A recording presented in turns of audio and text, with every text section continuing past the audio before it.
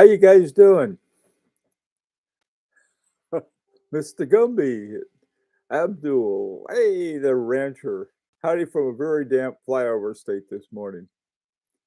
We're transitioning from summer to fall, and hence I got more layers than an armadillo.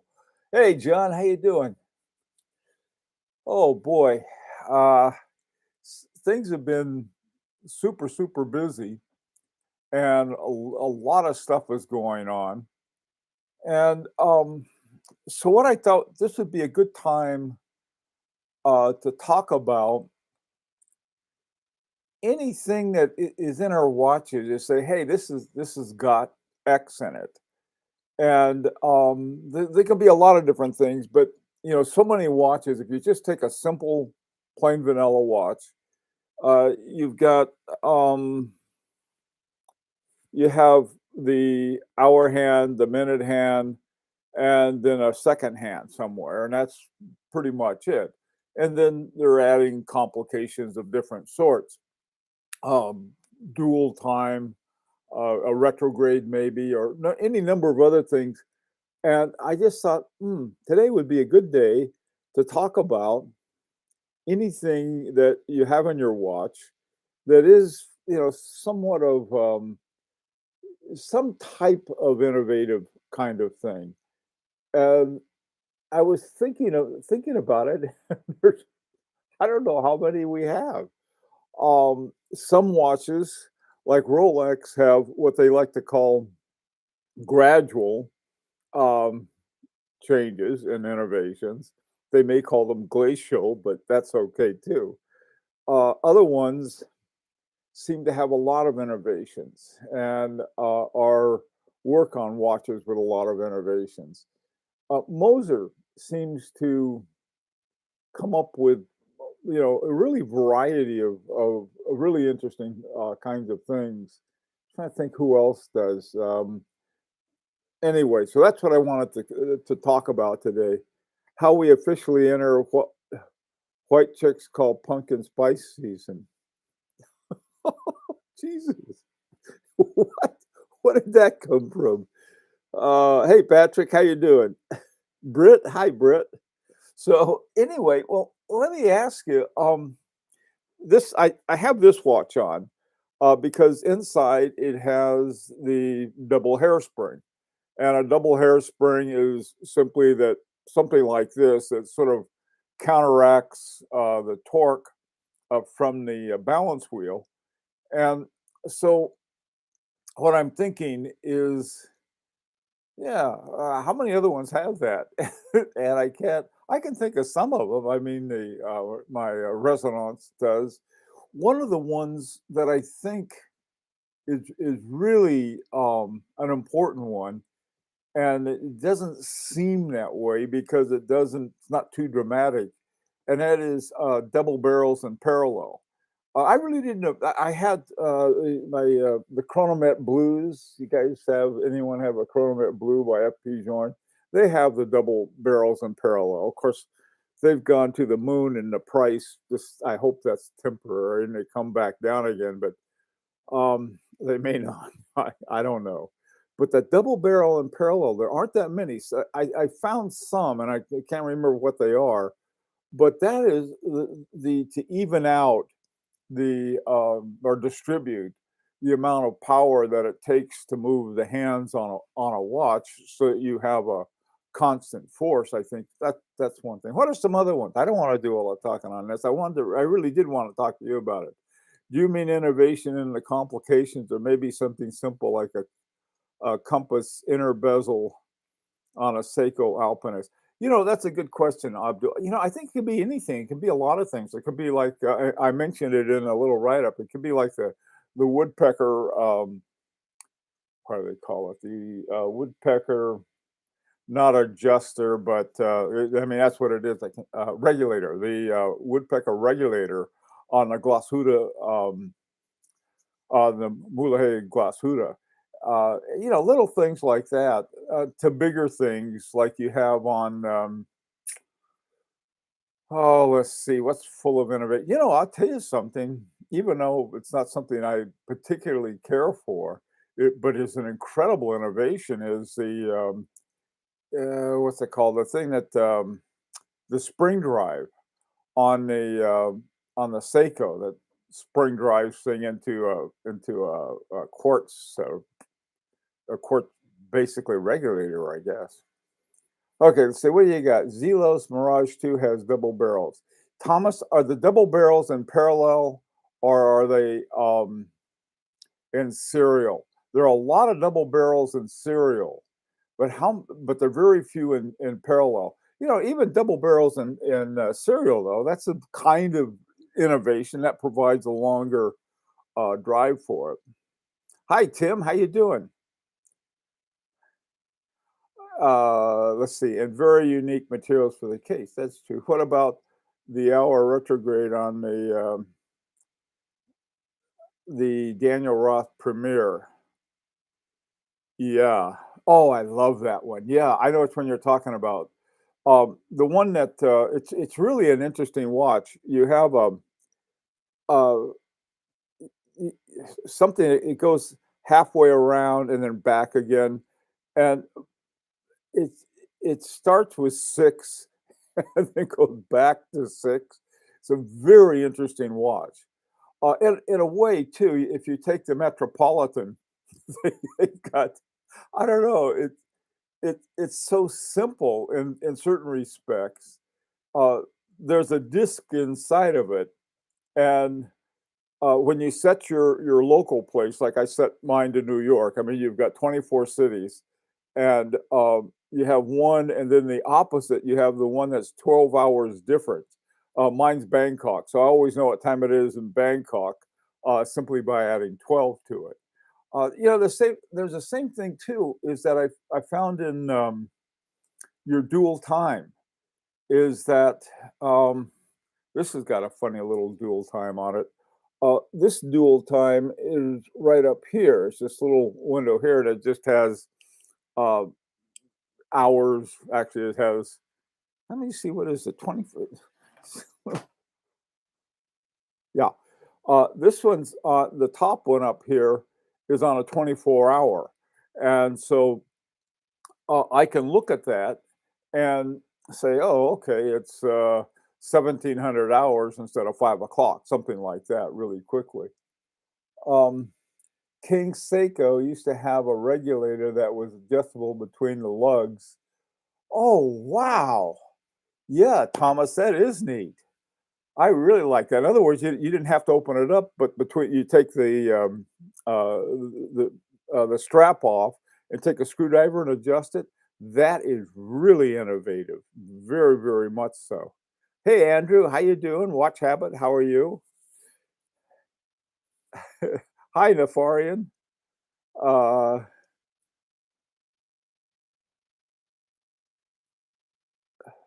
yeah, Mr. Gumby, it's the one that Christopher Ward has is cereal. Now, what cereal does is that you don't nothing to sneeze at exactly.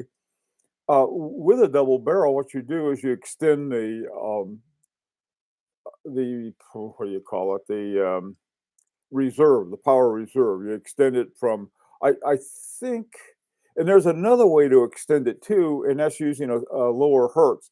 I think that the whatchamacallit 80, the Powermatic 80 from Swatch, they took a 4 hertz watch and put in a 3 hertz regulator, which slowed it down and doubled it from 40 to 80 hours. That's why it's called the Powermatic 80. So that's another thing you can do too.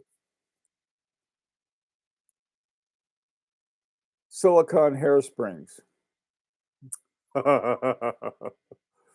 Oh, that's like saying, well, how about a smartwatch? I got a smartwatch. In fact, I got my Fitbit right here, and it's got all kinds of things that it tells me. That's even smarter than some watch with a silicon hairspring in it. Yeah, that kind of thing. I know that Roger Smith had something. He had something very just right. What he said. He said, we've had metal hairsprings in 300 years and they still work fine. You take the watch apart and you clean it up and put it back together. And the old metal hairspring is working like a champ. The big problem with metal hairsprings, and if they've been working on this for years, is they magnetize, and once they get magnetized, they do one of three things. They either get too fast, too slow, or stop the watch altogether. And I think I've had all three. And so anything done, I think, to demagnetize a watch is you know we're using something metal instead of a metalloid like silicon. But I guess apparently they really had to do a lot of work to get silicon, which is very brittle, to put it into a hairspring that would was consistent. And once you stick in one of those hairsprings, there's no spring adjustment. You can't adjust silicon, but generally you don't have to because those things they keep their shape. They're more, or I should say, less susceptible to change because of heat and cold. There are all kinds of advantages of it, but there are too with a smartwatch. So to me, that's sort of like you know, I don't know. It's like putting a Mack truck engine in a Volkswagen. It just one wasn't made for the other. But like I said, all of Patek Philippe watches since I don't know how long. Ever since, if you find a watch, a Patek Philippe with a PP seal of approval, their self approval, that means they have silicon hairspring. They have I think it's called a gyromatic or something like that for their escapement. That's not silicon. They've done some interesting things with that. Also, too, I think that was with the balance. Uh, since you couldn't do any regulation with the spring like a curb regulator, what you had to do is you had to do something with the balance. And so, what Patek Philippe did, and I've seen this, it wasn't new, by the way, but they had these adjustment screws, and I think they may have put them on the arm of the balance wheel.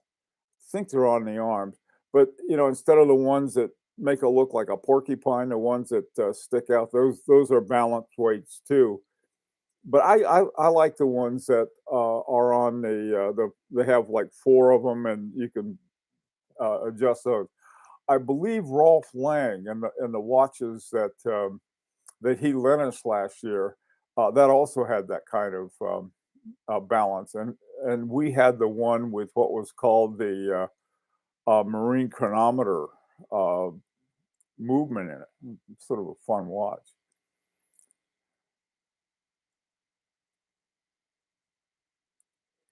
Yeah, me too, Abdul. Deadbeat Sick, I think, is very cool. Mr. Gumby, Christopher Ward is one of those watch companies. Something about it I really like. Sometimes you like, maybe it's because they have a Morgan, and I like Morgan. They have a Morgan watch, but Christopher Ward is, I think, is in some ways not quite though. It reminds me of, yeah, not exactly. I was going to say Jaeger-LeCoultre, but Jaeger-LeCoultre started off as a movement, primarily a movement company, and they were owned 40%. They were owned by Audemars Piguet, and a lot of the movements in Audemars Piguet, Patek Philippe, and Vacheron Constantin are from Jaeger-LeCoultre. But what they did is that once they started making watches, they seemed to have a nice range of prices. They start off, I think, with around $4,000 or $5,000 for an entry level. Uh, I don't know what they have. Let me see. Master, one of their master series on that.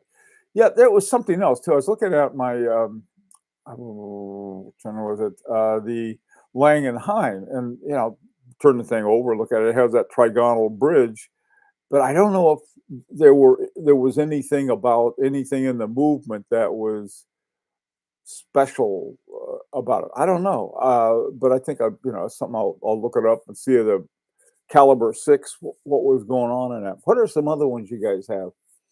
Okay, Deadbeat Seconds. Love Deadbeat Seconds. Speaking of Jaeger-LeCoultre, they have one with a deadbeat second that I really liked. They had this neat little gizmo that worked it. Hi, Bastian von Zahn. How you doing? How are things in Amsterdam? We're in a JLC master control. That's the word. That's what I was trying to think of. Yes, a master control. Those things are really cool watches. Um,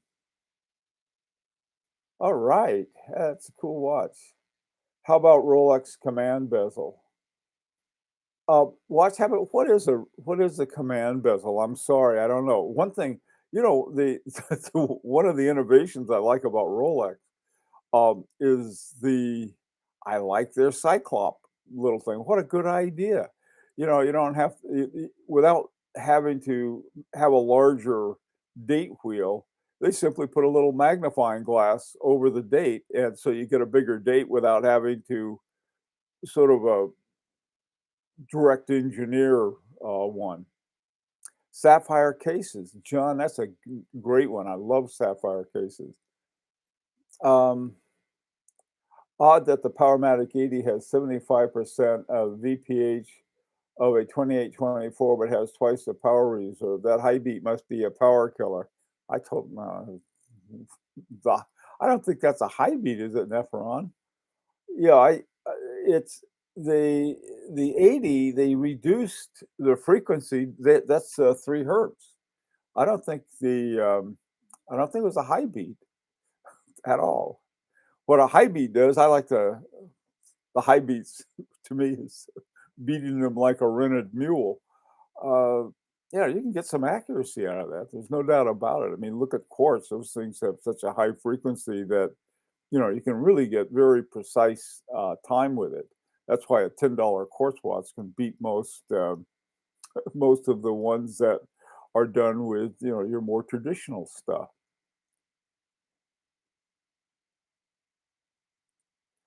JLC Master Control Calendar 866AA has a jumping date hand. Oh, that's right. That's from the what are they called? The graphic. What was that called? The series that they dropped from Jaeger-LeCoultre. The I forgot it was something something graphic, geographic or geophysics. That's it. They have a geophysic line, which one of really my favorite models that they had, and they dropped it. And I think some of them ended up in the master control, which sounds like what you've got. What do you think of Laurent Ferrier's classic origin opaline that is hand wind movement, manual wind 70 movement? Oh, I like all hand wind movements. I don't know about that one though, Tim. Calendar complications are my favorite, especially with thin microrotor movements. Huh. You mean a thin microrotor um, winder? Uh, not sure. Is that what you mean, watch habit? Hey, watch fan, your opinion, Omega 2500D. Don't know it. Um, I got to tell you, some of the more popular ones, like Omega, like Rolex, um, I guess like Patek Philippe with a lot of the ones that are coming out of Swatch. I've lost a lot of interest in it, to be frank, because they're sticking in the silicon, and to me, it just that's what I didn't get into collecting. Sort of a traditional classic watches, along with the craftsmanship that goes along with it. That's me, though. I mean, if somebody loves silicon, they can be my guest, but it's just sort of not my cup of tea. Command bezel is used with a sky dweller to control the annual calendar function. Yeah, watch habit. I like that a lot, and I like the sky dweller.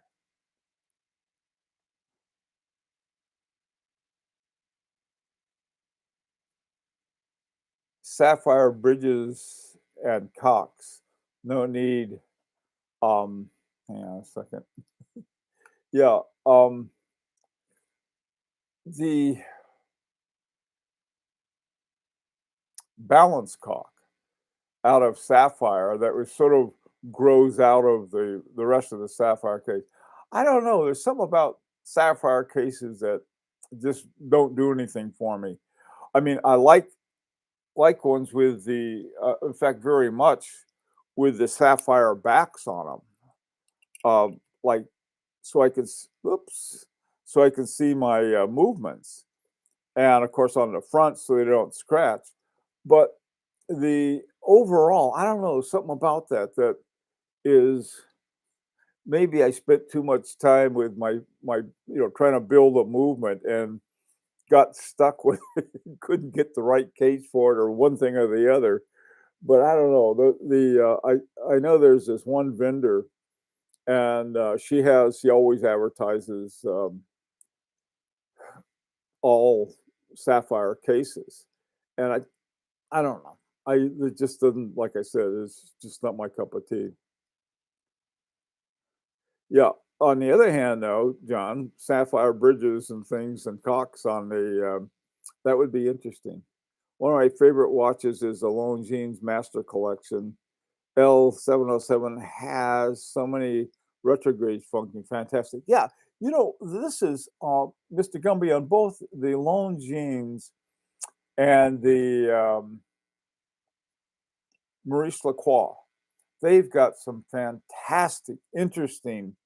Uh, I don't know if they're part of the movement or part of the design or both, but they have a lot of those things. There's another one, and that's I think it's Hamilton. It's called the Jazz or Jazz Master. They've got a lot of those too that are really cool. Um, yeah, Grand Seiko Spring Drive. quartz, quartz is silicon and oxygen, so it's just sort of a general thing with silicon and silicon based things. I know they're fine. I know what they do. No me gusta. Okay, free sprung balance. Yeah, one of the things, watch fan, you gotta if you have a silicon balance, it's got to be free sprung. You can't have a curve regulator working with a. It's got to be a because with a curve regulator, you adjust the spring, and so the spring's got to be adjustable, and you cannot adjust the silicon uh, springs, and so your balances have to be free sprung. There's no way to you couldn't have a curve regulator with a silicon uh, hairspring, no matter what you did. Hey, Javi, how you doing? You are a bit late, and you're going to need a written excuse.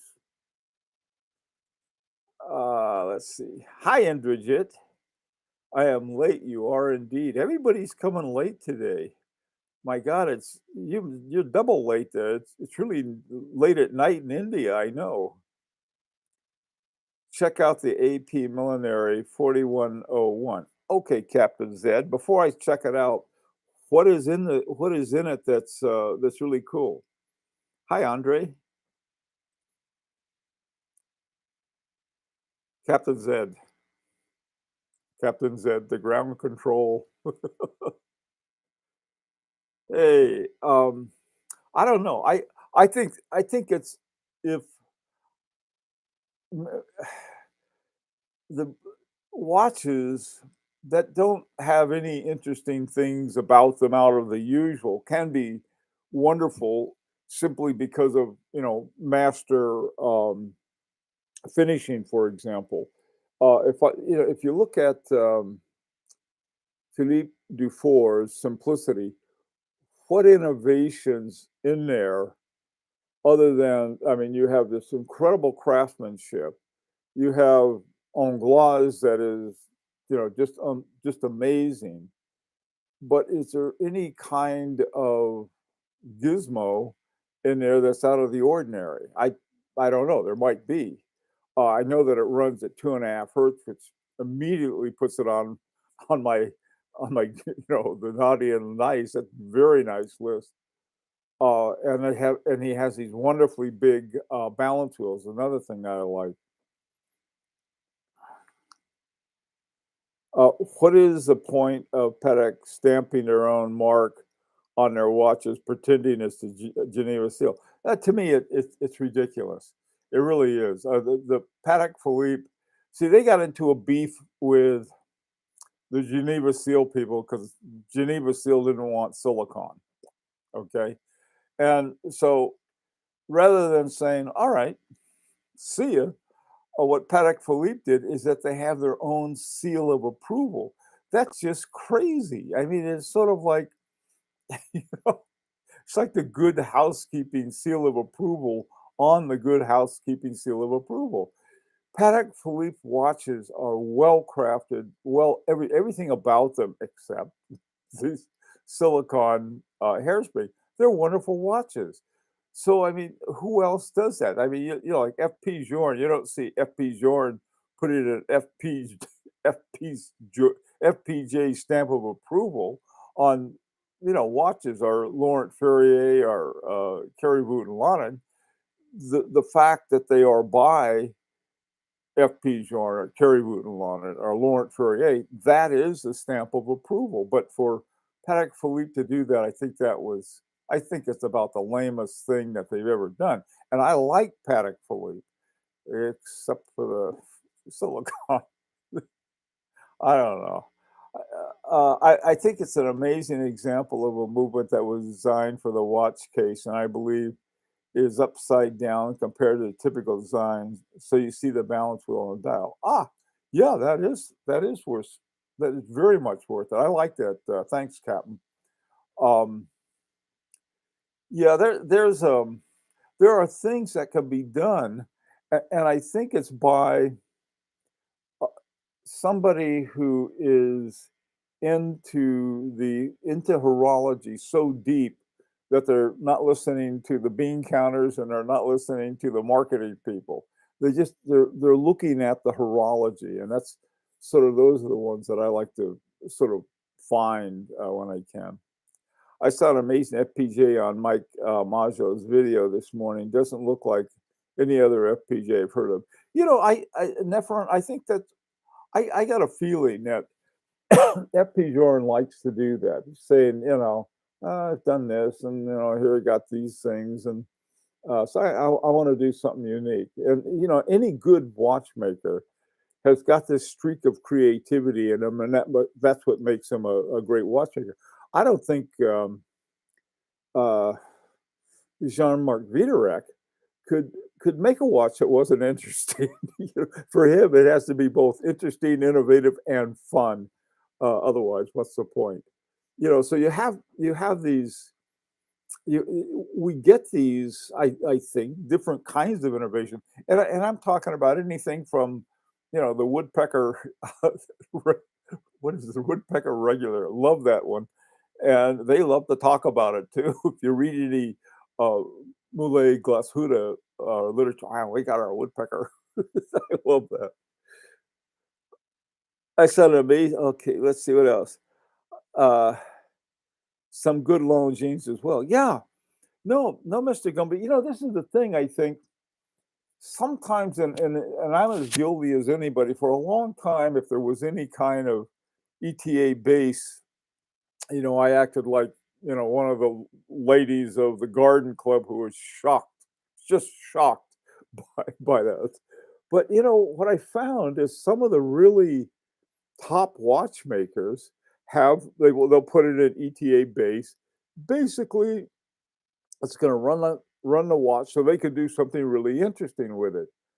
Oh, I can't think of his name. There's one I want to get eventually, and I think there's a plain vanilla ETA of some sort in the watch. But when you turn it over, he's got, instead of your regular rotors, he's got 3 rotors. God, I can't think of his name, but I mean, just something like that is so interesting, and there was certain advantages to it. Peter Speak Marine did it. No, it wasn't Peter. Daniel. It was, well, maybe he did it too, but who's the other guy that did it? Nah, can't think of his name. Hey, John, let me see. Bought a Hamilton Ventura just to be a bit offbeat watch. I would love a Ventura.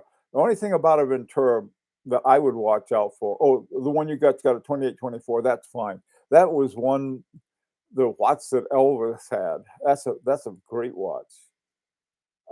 Persona Gratis. Used quite some time to get my Omega Speedmaster racing coaxial chronometer red dial. Omega caliber 3330 value 75.5 but rebuilt. Column wheel chronograph, Daniels coaxial escapement. Yeah. Yeah, that's one thing about Omega. See, you got this is what drives me nuts. A lot of good watches, like I think the Daniels uh, Daniels escapement is a really important one. Um, so you know you have these things, but then you put in silicon. To me, it's sort of yeah, you really need to do that. Uh, I like there's one I think it's and I don't know if it's got silicon in it. I hope it doesn't. But one of the Speedmaster, the original moon watches, I forgot what the movement number on it was. And then they had one, and they have the silicon, the sapphire sandwich version of it. Hey, Eric, what do you think about Tudor movement? You know, I think the most interesting thing about the Tudor movements is what they're doing with Kinnessy and Chanel. Kinnessy came out with that, I think it's called a J, what is it? Something 21. I think it's something 21. I forget what it is. But Kinnessy and Tudor went together on that. And the first movement that I saw by them, it was in a Chanel, and it's really cool looking movement. I don't know what innovations or materials or a lot of other things they use, but I liked it. And so Tudor, I think, is really starting to up its game. Frying pan time. Okay, guys, let's shut up and go. Thank you all for coming. Everybody, be real safe. One last thing, um, the tickets for the Friday night watch time show in New York, I think they're almost out. Boy, I tell you, if you can get one and you can get to New York, get one. That's sort of the annual gathering, and it's a lot of fun. So take care and be safe.